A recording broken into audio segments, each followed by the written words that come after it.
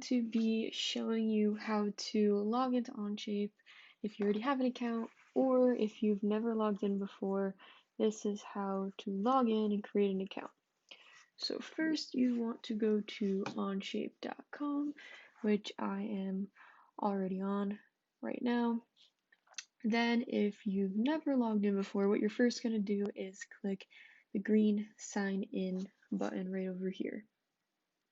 So I'm going to do that now. And you'll see already my account is already set up, but we want to make a new one, right? Because we've never been onto Onshape before. So we're going to click this button down here that says sign up. Then when we get onto this page, you'll see there are different accounts that you can click on to sign up with. So we're with the school, right?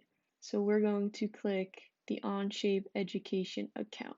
So we're going to click this bottom button here, and it'll bring us to this page where we can sign up for an account.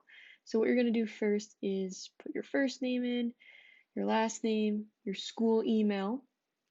Then if you're a student or an educator, which of course you're a student, so click that one. Then for school level, you'll click grade school, right, because we're middle school. You're going to click on this box and then click on create account.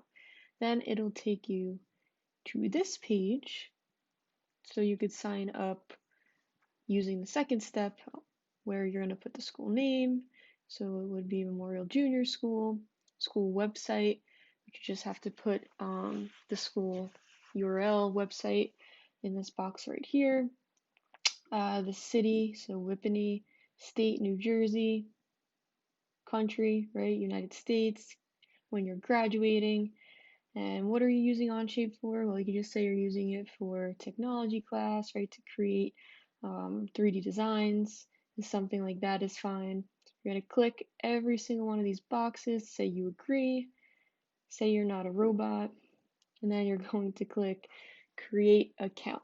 Now, once you click create account, you can see there's one more step. There's a third step that says activate email. So once you fill all this out, they're going to send you an email wanting you to activate your account so you could use it.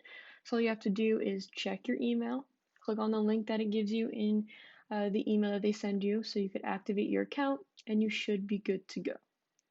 Now, once you're all signed up, then you'll be able to log in the regular way. And this is also how you would sign in after, if you already have an account. So if we already have our account, again, you're going to click sign in,